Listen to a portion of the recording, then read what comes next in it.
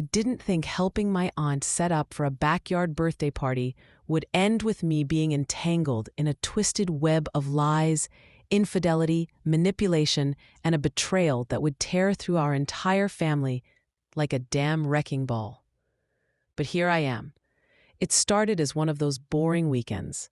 My aunt, my dad's sister, was hosting a small get-together for my younger cousin's 13th birthday. She's always been a little extra. Lavish decorations, catered food, the whole deal. Nothing new. But ever since a weird break-in scare last year, she's been extra paranoid. She had her husband install cameras, and weirdest of all, she hired a full-time private security guard named Marco. Marco was strange, built like a damn statue, maybe early 40s, buzz cut, sharp jawline, and eyes like a hawk who could spot guilt from 5 miles away. He barely spoke, always kept his arms crossed and hovered in corners like he was waiting for a hostage negotiation to go south. My uncle, Aunt Lily's husband, was supposedly away on business. He travels a lot, works in corporate consulting, the type of job that has him in airports more than his own house. So, no one batted an eye when he didn't show up for the party prep. I was just helping her out with moving chairs and setting up string lights. Normal stuff. Until I made the mistake of walking back toward the guest house. The guest house is technically Marco's space when he's on duty. I'd forgotten my phone on a side table there earlier that day. Figured I'd grab it and get back to work. I pushed open the door and froze. There she was, Aunt Lily, fully straddling Marco on the couch, half-dressed, her hands gripping his shirt like she was clinging to her last breath. And Marco? Not even surprised, just wide-eyed, like he'd been expecting the consequences to catch up eventually. She screamed my name. He shoved her off him, tried to stand. I just stood there for what felt like eternity, until my mouth moved on its own, and I blurted, "Sorry, I thought no one was in here," and stumbled out, nearly tripping over a shoe and slamming the door shut. My heart was pounding like I'd just outrun a car crash. My stomach was in knots. I couldn't think, couldn't breathe, and that should have been the end of it, but it wasn't. Later that night, I tried to pretend nothing happened. I told myself maybe it was just a mistake. Maybe they were drunk. Maybe she'd confess and handle it like a grown adult. But when I looked over during dinner and saw Marco standing by the back gate and Aunt Lily laughing with a wine glass in hand like nothing happened, I knew this wasn't new. This wasn't the beginning. This was routine. The worst part, she looked happy. Giddy even. Like the betrayal wasn't eating her up inside the way it was destroying me. After the party, she pulled me aside. "About earlier," she said, voice hushed, lips still stained red. "You weren't supposed to see that. Obviously." She tried to explain. "Things have been hard with me and Jake. He's never home. He barely looks at me anymore." I stared at her. "So you sleep with your security guard?" She snapped, "Don't talk to me like I'm some cliché." But she was. And worse, she wasn't even sorry. 3 days later, my uncle returned. I couldn't look him in the eye. But then he called me into his office. I braced myself for the awkward, "Did Lily talk to you?" kind of conversation. Instead, he said, "I need your help with something." He pulled up a camera feed from the guest house. "You've been in there recently?" I froze. "Why?" "I've been reviewing footage. There's something off. The cameras go dark for hours at a time. Marco said it's interference." I knew it wasn't. Lily was unplugging them. Or Marco was. Maybe both. And suddenly it hit me. My uncle suspected something. He wasn't just paranoid. He was onto them. That's when I decided I couldn't stay quiet anymore. I told him everything. I thought that would be the end. I'm 29, married to Cassandra, 31, and I've been best friends with Nathan, 30, for nearly 20 years. We all went to the same university, and when I met Cass, I thought I had everything I'd ever wanted. Love, a future, stability. I thought I could trust both Nathan and Cass with my heart. I thought we had something special. I never questioned their bond, even though they were always a bit closer than I expected.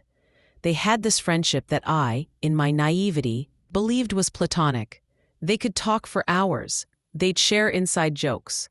When Cass and I started dating, Nathan was already around all the time. I thought it was just his way of showing love for her, as she was part of the crew now, too. At least, that's what I convinced myself. But the cracks started to show not long after we got married. I'll admit, the first year of marriage wasn't easy. I got a new job in a city far away, and Cass had to leave her career behind to move with me. We were both trying to adjust to the new life, and with everything happening so fast, I didn't notice the subtle shifts in our relationship. I was working a lot, trying to prove myself at this new job, and Cass was supporting me, or so I thought. The first warning sign hit during our second year of marriage. Cass and Nathan had been texting more frequently, not just about surface-level stuff, but about personal things. She'd confide in him about work, about family stress, and sometimes about our relationship. I didn't think much of it, but I noticed that she'd get quiet or distant when I would bring it up. Then came the anniversary. It was our second wedding anniversary. I planned everything. A surprise dinner at her favorite restaurant, gifts, a weekend getaway. I was excited, but Cass seemed distracted. She was distant throughout the evening, barely engaging with me. I shrugged it off as her being tired or stressed, but she didn't even bother to pretend to enjoy herself.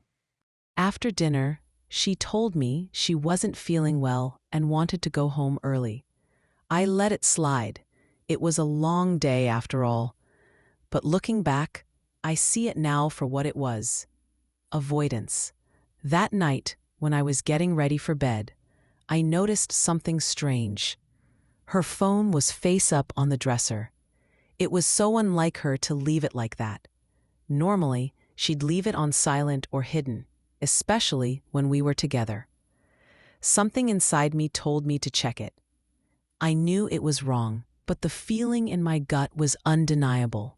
I reached for it. What I found left me stunned. There were dozens of texts from Nathan, but what stood out was the tone. These were not messages between friends. There were inside jokes, but there was also flirty banter, too. Cass had sent him a text that said, "I'm thinking about you," and Nathan had replied with, "Can't wait to see you soon." I knew they were close, but this felt different, intimate. The worst part? She had told me earlier in the day that Nathan would be out of town. This was a lie. My heart was pounding. I had to know more. I went through the entire conversation, not just the texts, but the photos too. There were pictures, nothing explicit, but still intimate enough that it burned like fire in my chest. My stomach twisted. I wanted to confront her immediately, but I didn't know how.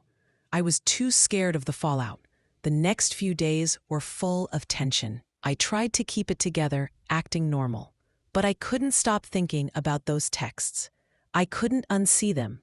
Finally, the guilt and suspicion pushed me to the edge. I couldn't pretend everything was fine anymore. I had to confront her. It wasn't just about Nathan, though. It was the betrayal of the lies, the deception, the intimacy. It was as if everything I thought I knew was a lie. One evening, when I got home from work, I found Cass sitting on the couch, scrolling through her phone. I took a deep breath and asked her to talk. I told her that I had seen the texts, and I was hurt, confused, and honestly scared. I wanted to know what was going on. What had been going on between her and Nathan? Why had she lied to me? She tried to play it off at first, but I could see the guilt in her eyes. She knew I wasn't buying her explanations. Finally, she broke down. She admitted it. She told me that for months, she and Nathan had been talking in a way that went beyond friendship. They'd kissed a few times, but it never went further. At least that's what she claimed. But she didn't stop there. Cass confessed that she had been meeting Nathan in secret, sneaking away to his apartment when I was working late or out of town. She said it was a way to cope with our distance. But it didn't end there. As I listened, a deeper betrayal revealed itself. She confessed that they'd slept together.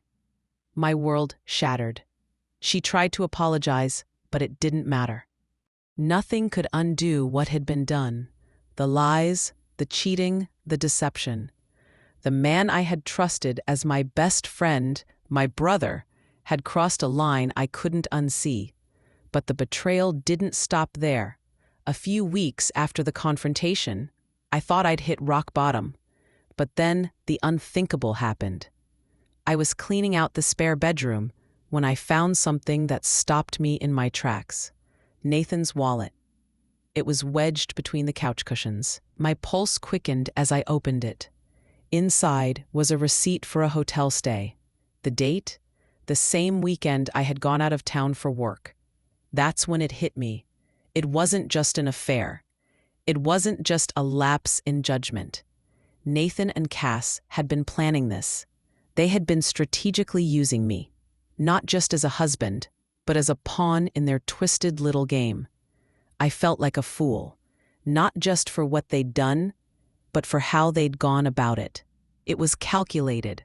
I confronted both of them. Cass apologized. Nathan tried to defend himself, but the anger in me was too much to ignore. I kicked Nathan out of my life completely. I told Cass I needed space, a lot of space. That was weeks ago. I've been living in the apartment we were supposed to share as a family, while Cass has been staying with a friend. We've barely spoken since. She wants to try to repair things, but I can't look at her the same way. I can't trust her, and I'm not sure if I ever will again. I've been alone with my thoughts for the first time in years. The pain is still fresh. The betrayal stings like nothing I've ever known. And now I'm left asking myself if I should even try to repair this, or if it's too far gone. I'm lost. I don't know what to do. I'm reaching out for advice, but I don't know if anything can fix this. Can trust be rebuilt after something like this? Is there any coming back from something so deep and ugly? Throwaway, because I can't even begin to describe how hollow I feel. I, 33 male, have been with my girlfriend, 41 female, for just over 5 years. We've lived together for 3 of those years. I thought we had something unshakable. It wasn't perfect, but she was my person, or I thought she was. This is a story of slow-burning betrayal, of me thinking I was building a life with someone while they were secretly looking backward the entire time. A story I've tried to bury in my head so many times I've lost count. But I need to get this out before I collapse under the weight of it. She told me from early on that she had this friend from her hometown. Let's call him Derek. She told me they were close, but never like that. And yes, my gut whispered something didn't add up, but I wanted to trust her. I was already head over heels for this woman. Funny, deeply empathetic, or so I thought. And she made me feel seen. Derek lived across the country, so I didn't worry. She even reassured me, "It's never been romantic, I promise. He's like a brother to me." Looking back now, I realize how masterfully she said it. Calm, soft, like someone who knew exactly how to disarm. We moved in together in 2021, and from the outside, everything looked solid. She supported me through the worst time of my life. I lost both my parents and my grandmother within a year. She was there, cooking meals, sitting with me in silence, holding me while I cried. I was so sure I'd found the one person who wouldn't abandon me. Late last year, I began to feel like I was living with a ghost of her.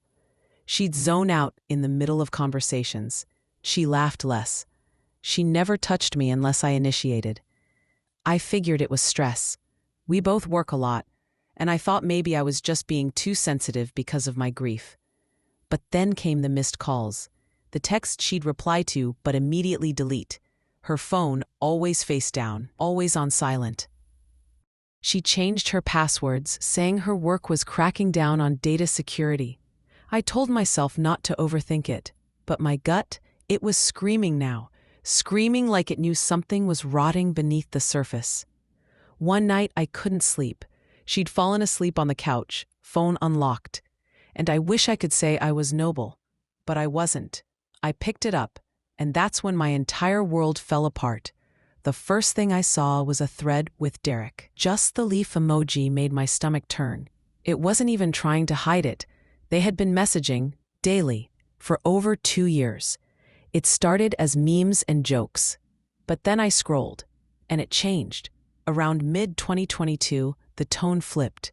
Voice notes, late-night heart emojis, him sending her shirtless gym selfies with captions like, "Remember what I used to do to you back in the day?"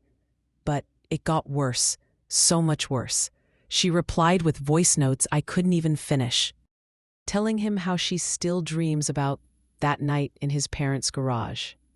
Telling him how sometimes, during sex with me, she closes her eyes and pictures him. I found photos she'd sent, topless, one in my damn hoodie. And I saw messages like, "I'm with him because I feel safe, not because I'm in love.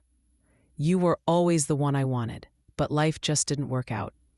If you asked me to come out there tomorrow, I would, no questions."